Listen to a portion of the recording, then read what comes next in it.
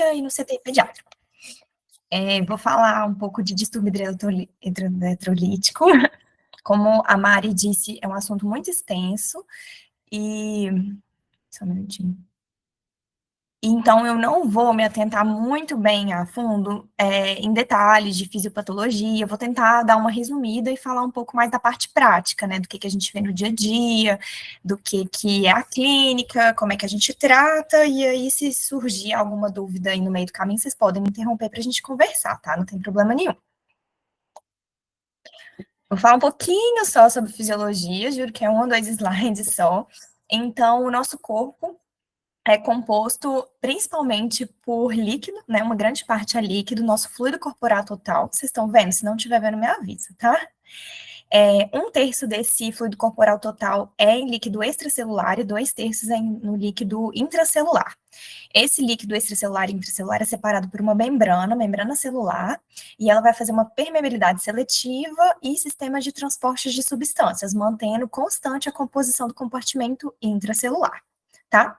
Já o líquido extracelular, ele é dividido em intersticial e intravascular, dividido pelo endotélio, que vai impedir a saída de proteína para o interstício e permitir um fluxo livre de água e de eletrólitos. O volume intravascular, ou volume plasmático, ou volemia, ele varia de acordo com a idade do paciente, então ele reduz ao longo dos anos. O RN ele tem um volume corporal líquido maior, de 80 ml por quilo, e o adulto entre 60 e 70 ml por quilo. E esse volume intravascular ele é determinado principalmente pela quantidade de sódio e de água, por isso que é tão importante a gente estudar os íons, a composição corporal, porque isso altera muito, né, nos pacientes críticos. O sódio, então, é o principal responsável pela osmolaridade plasmática. Coloquei aqui a formulazinha para a gente lembrar. A fórmula da osmolaridade é 2 vezes o sódio, mais a glicose dividido por 18, mais a ureia dividido por 6. Então, a gente vê que o sódio é o principal componente, né? O que vai definir, principalmente, a nossa volemia. A osmolaridade plasmática e, consequentemente, a volemia. Então, vou falar um pouquinho de manutenção hidroeletrolítica. Foi no estudo de 1957, por Holliday Seeger, que foi definido as demandas basais de líquidos e de íons em crianças. Eles fizeram vários estudos lá, né? E aí eles estimaram as perdas insensíveis e as perdas urinárias de água e de eletrólitos nas condições normais, que tem muito mais a ver com a taxa metabólica basal do que com o peso. Então, eles estimaram aí o sódio, uma demanda de 3 mEq a cada 100 kcal por dia, ou 3 mEq a cada 100 ml, e de potássio de 2 mEq a cada 100 kcal por dia. E foi nesse estudo que foi visto que líquidos hipotônicos produzem hiponatremia e que líquidos isotônicos previnem hiponatremia, porque até então era muito comum usar líquidos hipotônicos e aí foi identificado que depois isso levava a muita hiponatremia e muitos desfechos negativos. Então, nesse estudo, tem algumas recomendações, bem resumido mesmo, para a gente falar sobre manutenção intravenosa, sobre líquidos intravenosos. Eu não estou falando aqui de expansão, não estou falando de ressuscitação volêmica, mas de manutenção. A gente usa soro isotônico, né, em torno de 150, o nosso soro fisiológico ele tem 154 mEq por litro, a gente usa glicose a 5% e a gente usa uma manutenção de potássio de 40 mEq por litro, para todos os pacientes críticos. E a gente vai usar solução hipotônica em pacientes específicos, são as exceções, naqueles pacientes que a gente tem que repor água livre, naqueles pacientes que têm hipernatremia. Senão, a gente vai usar isotônico para todo mundo. E o aporte hídrico basal que eles recomendam nesse estudo era entre 1.500 e 1.800 ml por metro quadrado por dia. A gente vai restringir esse aporte hídrico em pacientes que têm lesão encefálica aguda, síndrome, secreção inapropriada do hormônio antidiurético, estados hipervolêmicos, como insuficiência cardíaca, cirrose, insuficiência renal e pacientes com hipoalbuminemia. São pacientes que têm um acúmulo de água, um volume corporal de líquido muito grande, uma retenção hídrica importante, então a gente vai restringir o líquido que a gente dá para eles, em mais ou menos metade do aporte basal. Por isso que sempre que a gente vai pegar algum paciente nesse estado, no geral, a gente faz aquele 80%, mas pode chegar até 50%, né? Nesses pacientes mais críticos, a gente vai restringir a 50%.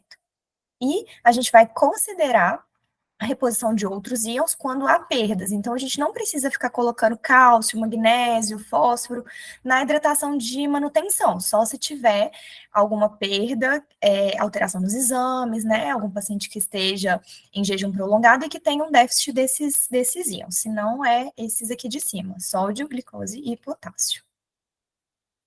Então, eu vou falar especificamente de cada íon agora, começando pelos mais frequentes e os mais difíceis, né, eu acho. Então, distúrbios do sódio. O nível sérico adequado de sódio é entre 135 e 145 mg por litro. O sódio é a quantidade, a concentração é influenciada principalmente pela ingestão, por perdas extrarrenais e pela excreção renal.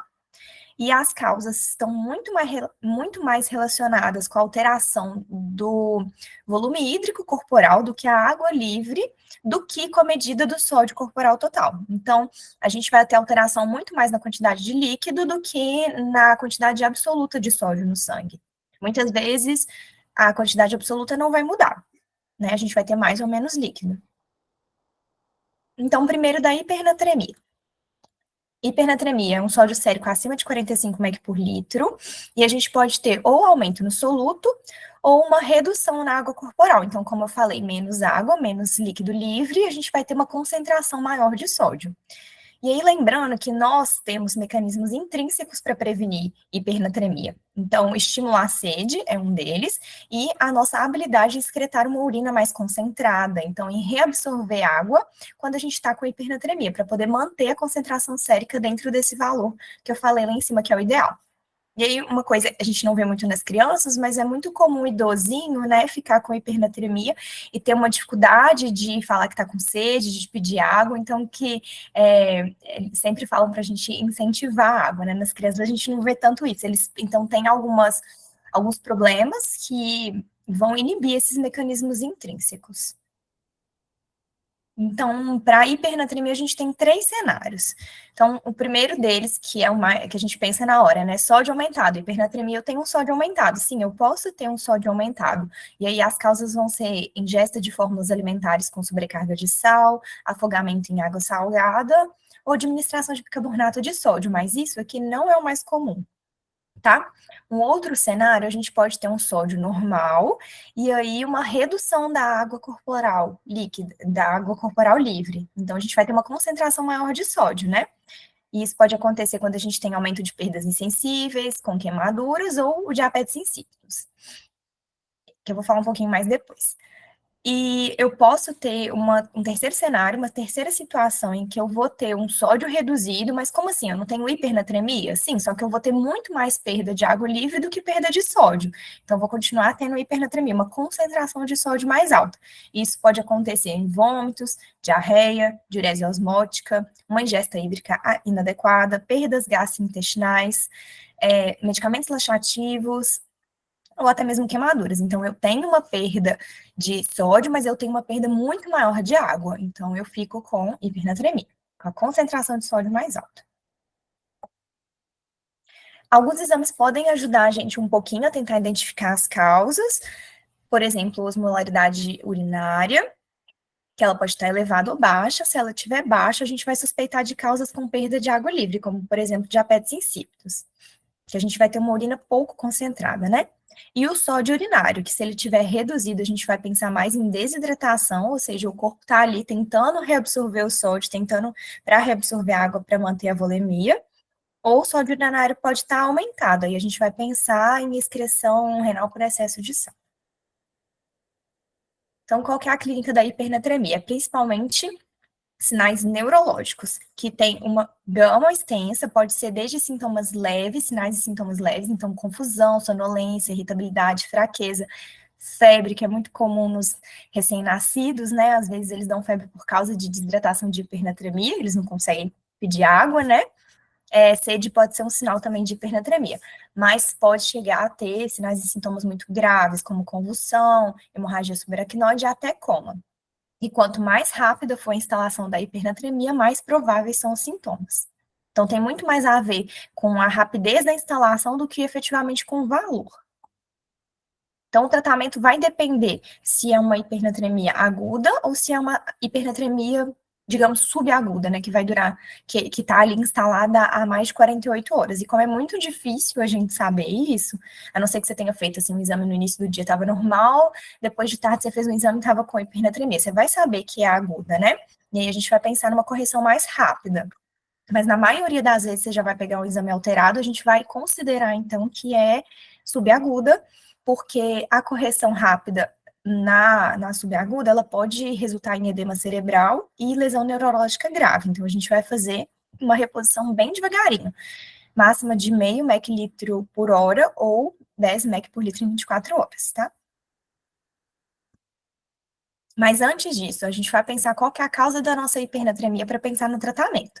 Então, se for hipovolemia, que é um paciente que está vomitando, que está desidratado, está com hipernatremia por causa disso, meu foco vai ser repor o volume com solução salina, mesmo que ele tenha com hipernatremia. Por quê? Porque ele está perdendo muito líquido, ele está perdendo água corporal livre, então eu preciso expandir, eu preciso repor aquilo que ele perdeu, né? Mesmo com hipernatremia. Já se for a nossa causa da hipernatremia sobrecarga de sal, eu posso pensar em tratar com diurético. Agora, se não for nenhuma dessas duas causas e eu resolvi que eu vou tratar a hipernatremia, eu preciso tratar a hipernatremia com reposição, com correção do déficit de água, correção não, né? Eu vou corrigir com água livre, corrigir com água livre. Eu posso usar a solução hipotônica, eu posso usar soro glicosado a 5% ou eu posso usar ABD. Essa solução hipotônica geralmente é aquela que a gente usa de 0,45, sabe? Que faz, coloca metade 0,9% e metade ABD, aí fica aquela de 0,45, às vezes a gente usa isso. Mas o mais comum é a gente usar ABD mesmo. E aí a gente vai calcular a mudança que a gente quer no sódio, de acordo com essa formulazinha daqui. A gente vai calcular agora, junto.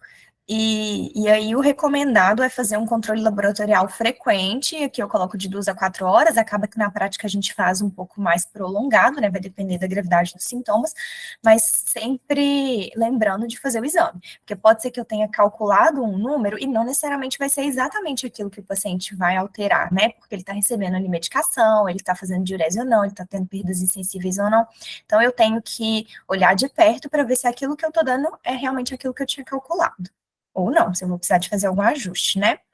Então, coloquei aqui um exemplo.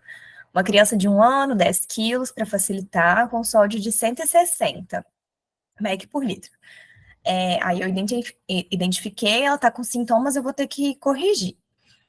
O nosso sódio, então eu vou dar uma solução sem sódio, uma solução de ABD. O meu sódio infundido, então, vai ser 0. O meu sódio sérico, 160. 0,6 vezes o peso mais 1 vai ser 7.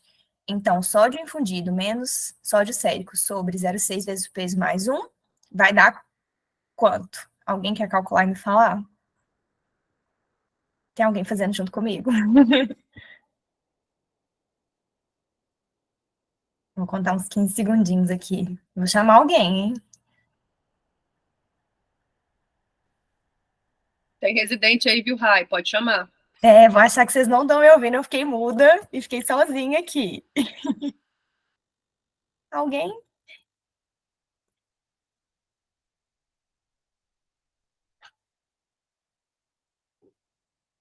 Marco, você tá aí para me ajudar? Tô assim, deu 22? Peraí, mais ou menos. Peraí, deixa eu...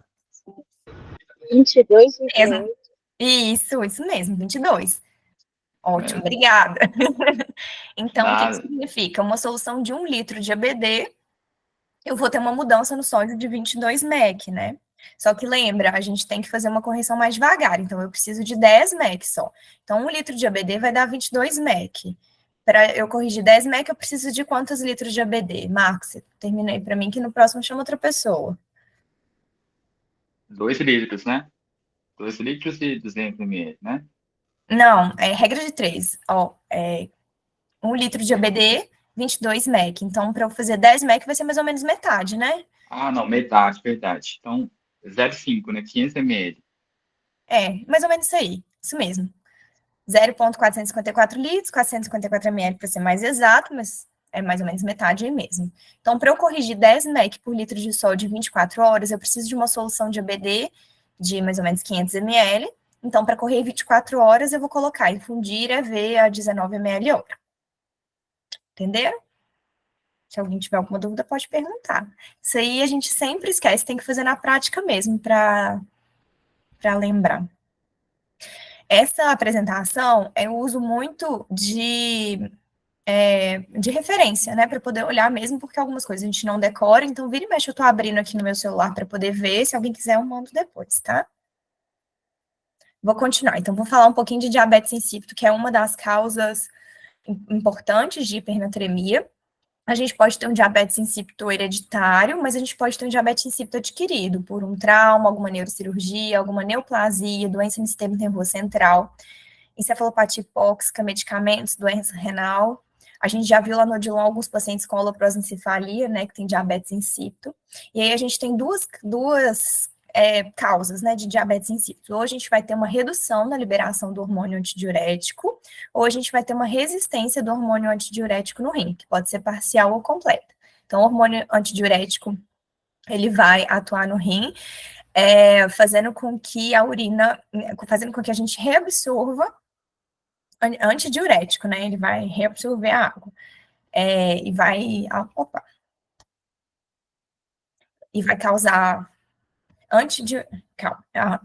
o hormônio antidiurético, ele vai aumentar a absorção, então quando a gente tem uma redução na liberação do hormônio antidiurético, a gente vai ter uma urina menos concentrada, a gente vai ter poliúria, e aí a gente vai ter hipernatremia, porque a gente vai perder muita água livre no rim.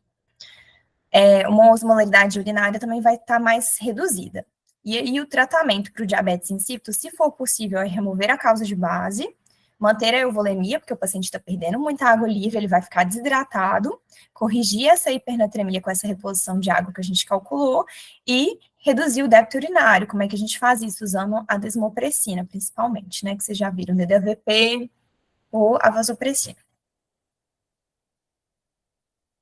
Fechou a hipernatremia, vou falar de hiponatremia agora, que é quando o sódio está abaixo de 135, que pode ser por um aporte excessivo de água ou por uma redução na excreção de água livre. E aí os cenários vão ser: a gente pode ter uma redução do sódio por perdas extra-renais, então fibrose cística, por exemplo, é um dos exemplos mais característicos, mas queimadura, diarreia, vômitos, e DVE também pode dar a hiponatremia.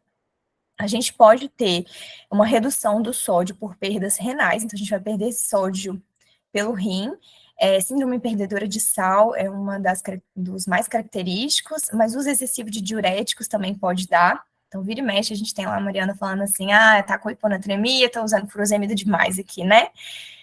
Algumas doenças tubulointersticiais também pode ter, insuficiência suprarrenal. A gente pode ter hiponatremia com aumento do sódio, mas como assim, Raíra? Eu tenho perda de água e,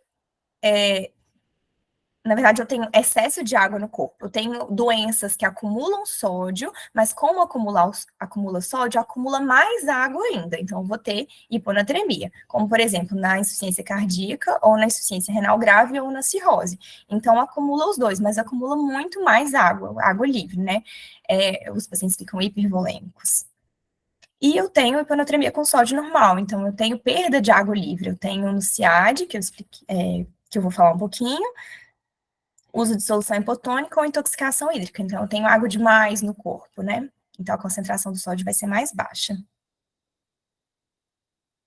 A clínica também vão ser distúrbios neurológicos, que podem ser leves, náusea e mal-estar com sódio abaixo de 125, cefaleia, letargia, ataxia, psicose, ou sintomas e sinais mais graves, convulsão, depressão respiratória, coma e até herniação cerebral, mas principalmente quando o sódio está bem mais baixo, abaixo de 110.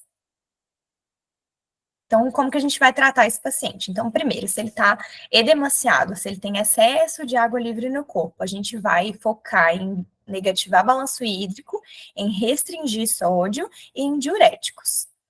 Agora, se a gente tem um paciente com sintomas graves, convulsões, postura de descerebração, de decorticação, pupilas dilatadas ou coma, que a gente sabe que é por causa da hiponatremia, isso é uma emergência médica. Eu vou tratar com bolos de salina hipertônica. Então, salina hipertônica, bolos em 10 minutos, 1 a 3 ml por quilo, depois eu vou deixar uma manutenção de 1 a 3 ml quilo-hora até que apareçam sinais de melhora.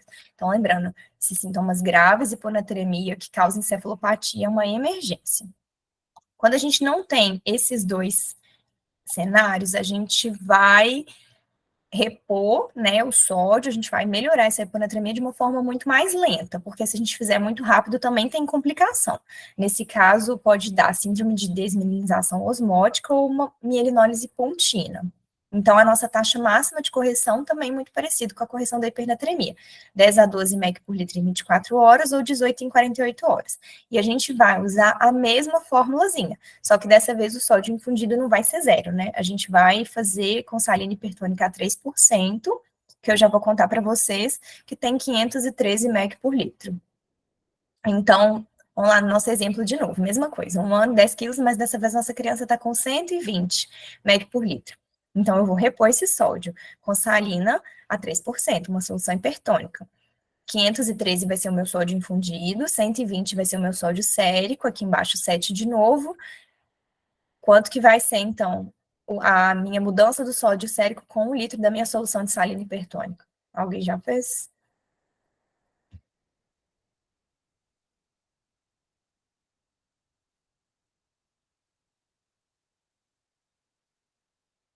Opa. Dá 56? 56, exatamente, muito bem. Muito bom, muito obrigada. Então, 1 litro da nossa solução, que é a nossa solução salina hipertônica, vai dar uma alteração de 56 mEq. Mas a gente não quer alterar 56 mEq, né? A gente quer alterar só 10. Então, vou fazer uma regra de 3. 1 litro altera 56, quanto que altera 10? E aí vai dar isso aí mesmo que você achou? Quem que foi que me falou? Eu não consigo ver. Eu, Esther. Ah, então tá. Vê se você acha isso mesmo, Esther. Então, a gente precisa de uma solução de salina hipertônica de 178 ml para poder corrigir 10 mEq em 24 horas. E aí, então, essa solução a gente vai infundir a 7 ml hora, né? Que é 178 dividido por 24. E aí, a gente não tem solução de salina hipertônica pronta. Não tem como você prescrever salina hipertônica a 3%. No hospital, a gente vai ter ou sódio a 10% ou sódio a 20%, um dos dois. Geralmente a gente usa o 20%, que aí a gente decora 15 com 85, isso aqui dá 3%. Mas alguns lugares não tem o 20%, tem o 10%. Aí a gente vai dobrar e manter a mesma proporção. Então, 30 ml de sódio a 10% com 70 de EBD. Ou multiplicado, né, se precisar de uma solução maior. Mas isso aqui dá uma salina a 3%, certo?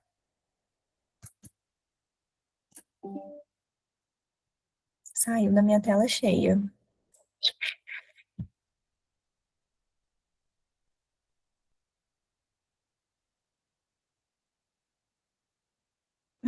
Bom, vai ficar aqui mesmo. Então, vou falar um pouquinho de algumas causas de hiponatremia. Então, uma delas é a iatrogênica, que eu já comentei um pouquinho lá no início, né, que é quando a gente administra uma solução hipotônica, e principalmente em pacientes que já têm algum problema de saúde, né, alguma patologia que já cursa com o aumento da liberação do hormônio antidiurético.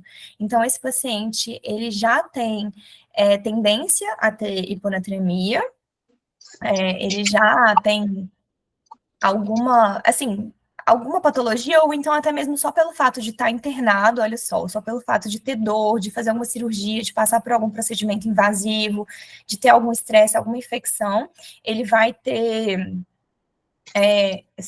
secreção inapropriada do hormônio antidiurético.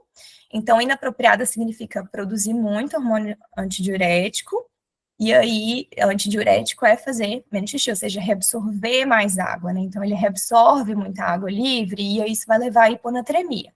Então, esses pacientes aqui, eles já têm uma predisposição a ter hiponatremia. Olha só o que é muito comum: pneumonia, bronquiolite, que a gente nem vê lá no hospital, né? Mas também só vômitos, desidratação e hipoglicemia. Então, nesses pacientes que já têm uma tendência a reter líquido, a fazer hiponatremia, se a gente der uma solução hipotônica, eles vão fazer uma hiponatremia muito mais grave. E isso pode dar quadros neurológicos graves, desfechos negativos, até como, né? Então, evitar sempre o uso de solução hipotônica.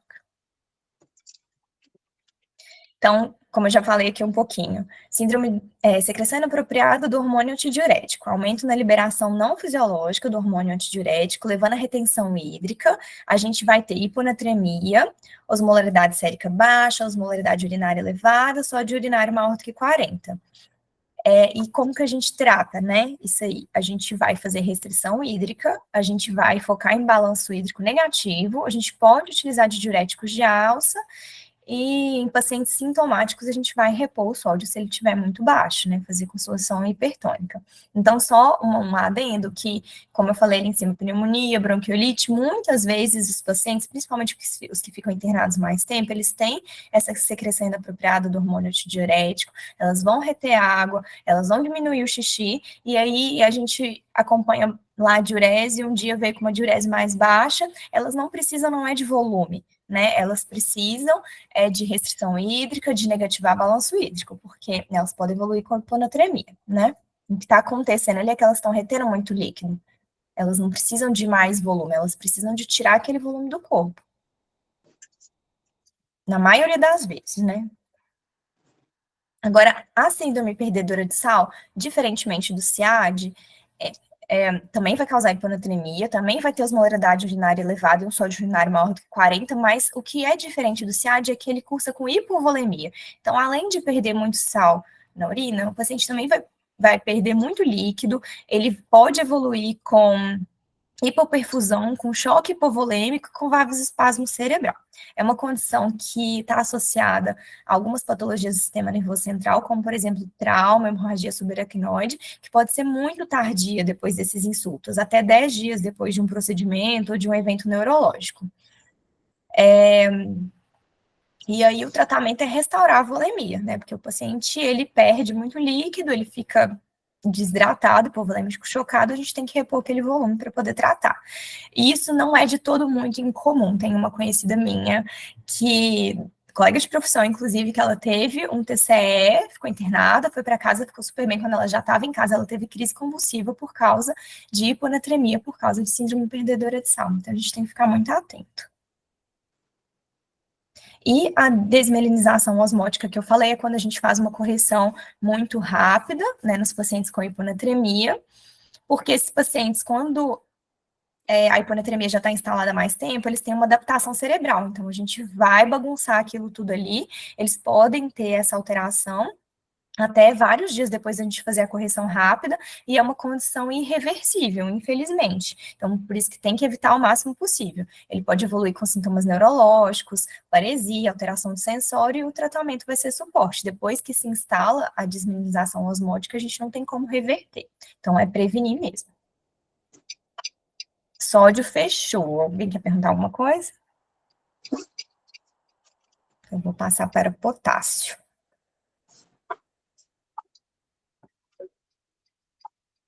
Então, vamos lá. O potássio é o cátion mais abundante no organismo. Os níveis normais são entre 3,5 e 5,5. Acho que desapareci aqui. E a excreção de potássio ela é regulada por vários fatores. Então, por hormônios, pelo balanço ácido básico, pelo fluxo tubular renal, pela ingesta de sódio de potássio, pelo uso de diurético e pelas concentrações plasmáticas de potássio. E aí, uma coisa que é importante da gente sempre lembrar é que quando a gente tem uma acidemia no sangue, um pH abaixo de 7,35, a gente vai ter um excesso de íons hidrogênio no sangue. Esse íon hidrogênio, para poder diminuir, ele vai entrar nas células e, com isso, o potássio vai sair da célula e vai aumentar a sua concentração no intravascular. Então, a acidemia, ela pode elevar o potássio, ela pode causar uma hipercalemia. E aí, então, a gente sempre tem que lembrar que quando a gente corrige a acidose, esse potássio vai voltar para dentro da célula e a gente vai causar uma hipocalemia. Então, por isso que, na prática, hoje a gente está lá com um paciente com cetoacidose diabética, enquanto a gente vai corrigir essa acidose no sangue, se o potássio já estiver baixo, lembrar que ele vai cair mais ainda, né? Por isso que a gente sempre coloca o potássio no soro de manutenção. Então, hipercalemia é quando o potássio está acima de 5,5, e aí pode ser por aporte excessivo, por liberação excessiva das células, ou por excreção renal reduzida. Ou pode acontecer também por causa de uma coleta difícil, né, que a gente chama de pseudohipercalemia. É um erro de amostra secundária à hemólise. A gente vê muito comum também, principalmente nos bebês muito pequenininhos, que a coleta é muito difícil. E aí os cenários, as causas dessa hipercalemia. A gente pode ter sítios exógenos de potássio, como, por exemplo, transfusão de sangue, beta-bloqueadores, o uso de succinilcolina pode causar hipercalemia, diuréticos poupadores de potássio. A gente pode ter sítios endógenos, que o que a gente mais ouve falar é elise tumoral, né? Que aí é o potássio de dentro da célula mesmo que vai para o intravascular pela lesão das células, mas também queimaduras, traumas, rabdomiólise, hemólise e sangramento gastrointestinal.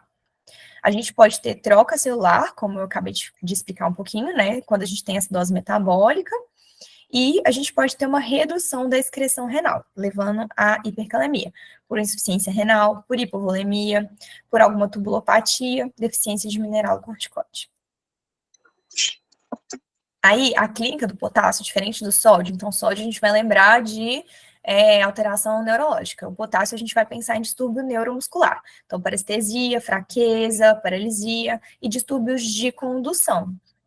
A clínica é principalmente quando o potássio está acima de 7. Aí eu coloquei aqui mais ou menos a ordem que vai acontecendo, né? A arritmia associada à hipercalemia. A gente tem uma onda, a primeira coisa que altera é uma onda T apiculada, encurtamento do intervalo QT, e aí depois o intervalo PR vai prolongando, alargando QRS, perdendo amplitude de onda P, evoluindo para bloqueio, fibrilação ventricular e parada cardíaca. Então, manejo. O tratamento do potássio da hipercalemia vai se basear em 3 pilares. O primeiro, a gente vai antagonizar os efeitos na membrana celular, a gente vai proteger o coração para que não faça arritmia, mas isso não vai tirar o potássio do corpo. Depois a gente vai fazer um fluxo de potássio para o intracelular, enquanto a gente ganha tempo para fazer a excreção do potássio total do corpo. Então, primeiro, estabilizar a membrana. A gente vai usar cálcio intravenoso se tiver alteração eletrocardiográfica, aquela que eu mostrei ali em cima. A gente vai usar gluconato de cálcio ou cloreto de cálcio. Nada de vinho. E aí, o que você comeu?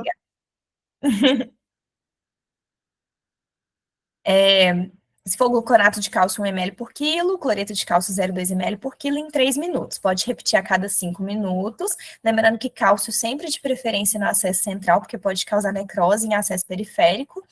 E é uma terapia transitória, para a gente ganhar tempo para poder fazer os próximos passos.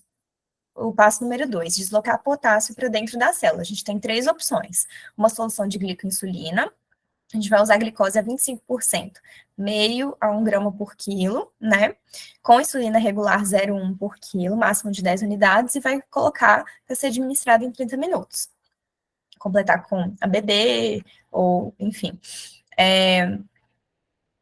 para correr em 30 minutos. A gente pode usar também bicarbonato de sódio, 1 mg por quilo, e a gente pode usar também o salbutamol, apesar de não ser o mais eficaz dos 3, ele ainda é descrito como uma terapia importante, seja por nebulização, aerosol ou via endovenosa. E aí a terapia que a gente vai usar para efetivamente tirar o excesso de potássio do corpo vai ser, se o paciente tiver condição de via oral, se o paciente tiver condição de via retal, o Sorcal, que é o poliestireno sulfonato de cálcio, 1 grama por quilo a cada 4 a 6 horas, diluído em soro glicosado. Outras opções, solução salina isotônica, se o paciente tiver com hipercalemia por causa de hipovolemia, né, de desidratação, diuréticos de alça, ou a gente vai abrir mão de diálise se o paciente está com insuficiência renal, não tem diurese, né, que é o nosso tratamento final aqui da linha. Certo? Hipercalemia terminou. Agora eu vou falar de hipocalemia. Quando o potássio está abaixo de 3,5 por déficit total corporal ou por uma troca transcelular de potássio para o compartimento intracelular. E aí, causas comuns, vômitos, diarreia, perdas gastrointestinais, uso de diurético, cetoacidose diabética. E aí eles colocam na referência que eu vi, que para cada, aí vai acontecer o contrário, né? Eu vou ter uma alcalose, para cada 0,1 de aumento do pH, a gente vai ter uma redução no potássio de 0,4 a 0,6. Então, vai ser o contrário, né? Alcalose e redução no potássio. Eu vou corrigir a alcalose e o potássio vai subir. A clínica vai se dar principalmente por potássio abaixo de 2,5, E principalmente disfunção neuromuscular, desde fraqueza até tetraplegia, falência respiratória, e pode dar também disfunção de musculatura lisa. Então, náusea, vômito, ilho dinâmico, é muito comum a gente ver paciente com ilho, né, com constipação por causa de hipocalemia, paciente crítico. As alterações no eletro já vão ser o contrário, a gente vai ter uma diminuição na amplitude da onda T, e aí sim, evoluindo para alargamento de QRS, arritmia, bloqueio, bradicardia, muito comum, já vi muito paciente com hipocalemia com bradicardia, taquicardia e depois fibrilação ventricular. O tratamento da hipocalemia, então, oral ou parenteral? Sempre preferir oral se o paciente tiver condição de via oral, se não for uma hipocalemia grave, sintomática, então a gente pode fazer 2 a 5 mEq/kg dia com cloreto de potássio.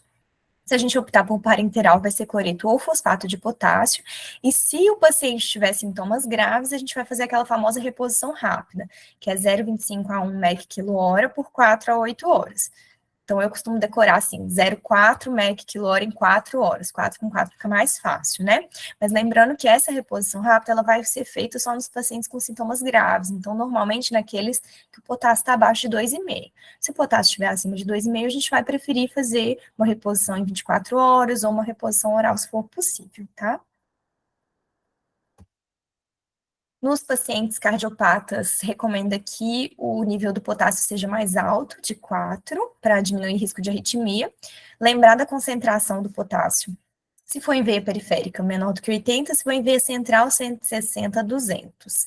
E a gente sempre tem que lembrar do magnésio. Toda vez que for corrigir potássio, se tiver uma alteração no potássio, tem que avaliar se o magnésio não precisa ser reposto também. Então, tá quase, hein? Respira aí comigo. Agora a gente vai falar de cálcio. O cálcio é um íon essencial para a atividade do nosso corpo de excitação neuromuscular, neurotransmissores, coagulação sanguínea e principalmente da estrutura óssea. 99% do cálcio está nos nossos ossos e apenas 1% no compartimento extracelular, sendo que a maior parte está como cálcio livre, né, 48%.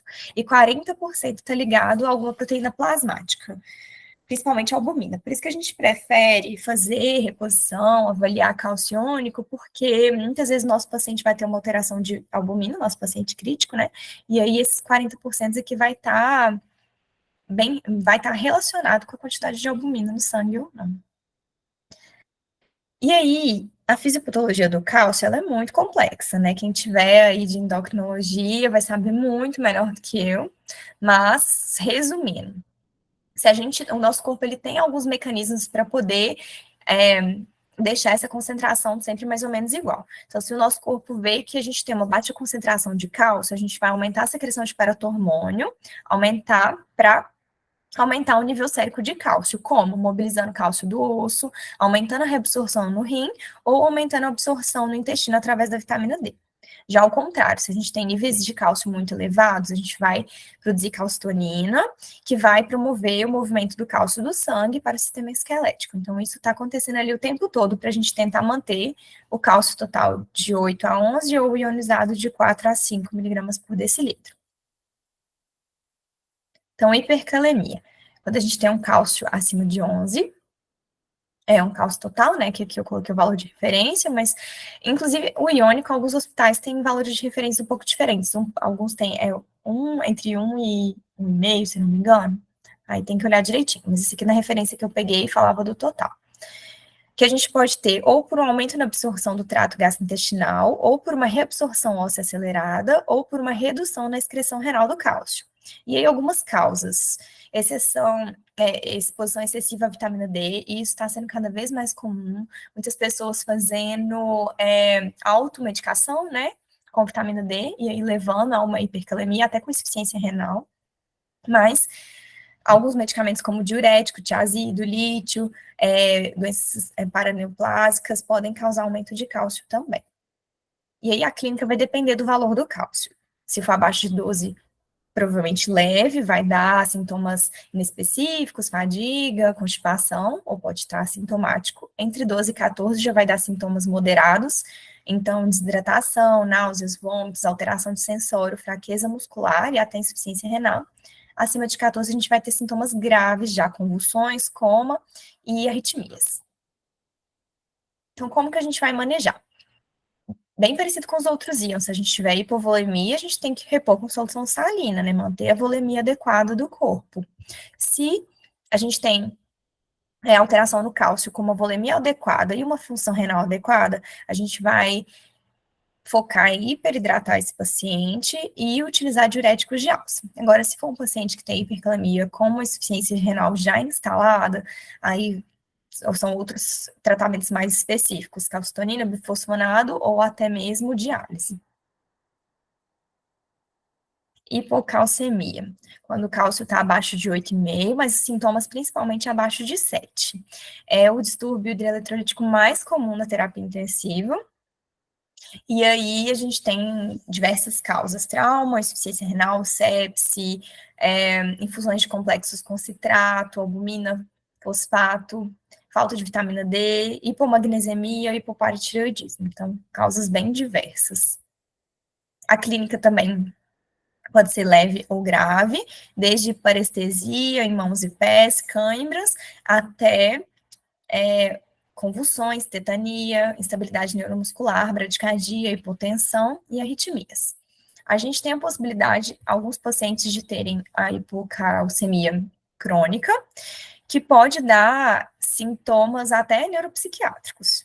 Então, eu não falei lá na hora do sódio também, mas é muito comum quem mexe com quem é psiquiatra, né, a geriatra também, de ter pacientes com alterações neurológicas, psiquiátricas, e depois ver que, na verdade, era um distúrbio eletrolítico. Mas hipocalcemia também pode dar alterações cutâneas e alterações cardíacas.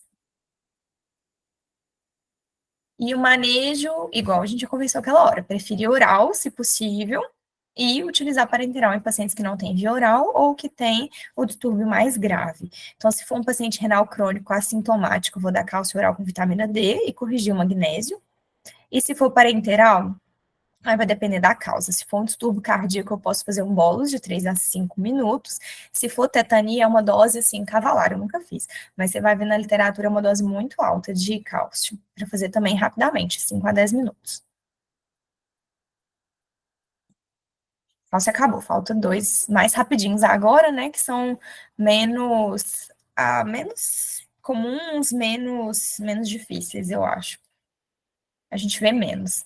Então, o magnésio é um cátion que está presente no meio intracelular e no osso.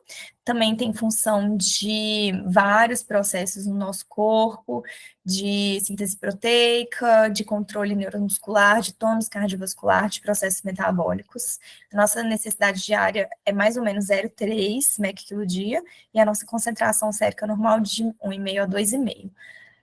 Alguns valores de referência hoje em dia estão vindo acima de 1,8, mas a gente acaba considerando 1,5 ainda, na maioria. Então, magnésio acima de 2,8, hipermagnesemia, sintomático principalmente acima de 4. A causa mais comum é iatrogenia, administração de magnésio exógena.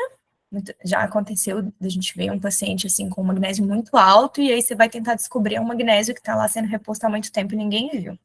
Mas pode ser uma causa, pode ser insuficiência renal também. E aí os sintomas vão depender do valor. Podem ser sintomas leves, sintomas moderados ou sintomas mais graves. Sintomas inespecíficos, náuseas, cefaleia, vômitos, até paralisia muscular e parada cardíaca, se for um valor muito aumentado. O tratamento: suspender as soluções que estão correndo magnésio. Então, às vezes, a gente vê paciente com parenteral, né? Por exemplo, recebendo magnésio, suspende o parenteral. Utilizar diuréticos, fazer reposição hídrica e hemodiálise, se for necessário. Pode ser utilizado também bolos de cálcio, que vai antagonizar o magnésio. Já a hipomagnesemia, o magnésio abaixo de 1,4. É muito comum, principalmente pacientes em pós-operatório de cirurgia cardíaca, a grande maioria vai ter, e nos nossos pacientes internados a gente vai ter muito paciente com magnésio mais baixo, mas ele é mais grave, mais sintomático quando está abaixo de 1. E aí pode ser por perda renal, uso de diurético, uso de alguns antibióticos, aminoglicosídeo, anfotericina B. Anfotericina B também é danado para dar hipocalemia. ciclosporina, quimioterápico, né?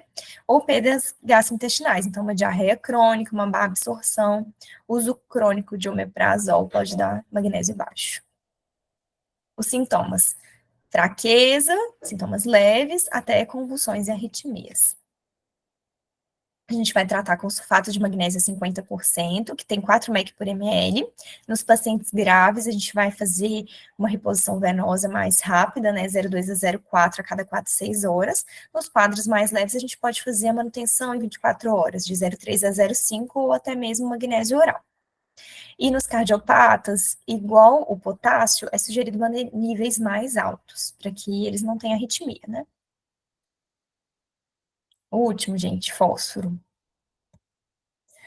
O fósforo a gente sempre deixa de lado, mas ele também é muito importante. Ele tem papel na estruturação e na função celular, na mineralização óssea e na excreção de ácidos urinários. A maior parte está depositada no esqueleto, 80%, e 20% é uma fração metabolicamente ativa, que fica no compartimento extracelular dos tecidos moles. Concentração normal, C3A6. A hiperfosfatemia, acima de 6, então, a gente pode ter por sobrecarga aguda, lise tumoral, rabdomiólise, né? Pode ter por troca na membrana celular, pode ter por uma redução na excreção, insuficiência renal, ou por um aumento na reabsorção também. Sintomas muito parecidos com os anteriores, convulsões, comas, arritmia, e principalmente a gente vai ter muito hipocalcemia associada, porque quando a gente tem um excesso de fósforo, o fósforo liga com o cálcio, e aí forma aquelas, como é que chama? Mas vai formar depósitos que podem se depositar no rim, né, de fósforo com cálcio, então muitas vezes que a gente tiver uma hiperfosfatemia, a gente vai ter uma hipocalcemia associada. E o nosso tratamento, então, pode chegar a hemodiálise, se for uma causa muito aguda, mas se for uma causa crônica, a gente vai reduzir a ingesta de fósforo ou pode usar carbonato de cálcio para diminuir a absorção intestinal do fósforo. E por fim, hipofosfatemia, o fósforo abaixo de 2,5, sintomático abaixo de 2 e grave abaixo de 1. Então, a gente acaba preocupando muito mais em repor quando é abaixo de 1, né? E aí as causas podem ser redução da absorção intestinal de fósforo, uso de antiácido, diarreia crônica, redução da ingesta, então uso de NPT com uma concentração inadequada de fósforo, desnutrição, deficiência de vitamina D, doença de Fanconi, outras doenças mais específicas, né? E aí os sintomas também, desde sintomas inespecíficos, irritabilidade, parestesia, sonolência, até insuficiência cardíaca e insuficiência respiratória. O tratamento, a gente vai corrigir a causa, preferir terapia oral até valores de 1,5. Acima de 1,5, a gente vai repor com 1 milimol por quilo por dia, entre 1 e 1,5, 1,3. E via endovenosa, então, se tiver abaixo de 1, até 1,5. Hipocalcemia, a gente pode, lembrando da hipocalcemia, né? Se for a causa for hipocalcemia, a gente vai repor o cálcio. E aí a gente vai avaliar se o paciente tem insuficiência renal ou arritmia, e aí vai ser, aqui eu coloquei alguns valores, isso aqui a gente quase não usa, então a gente não decora, tá aqui para conferir se precisar. Agora, nos pacientes com insuficiência renal, é para administrar 50% da dose só, se for fazer uma reposição venosa mais intensa.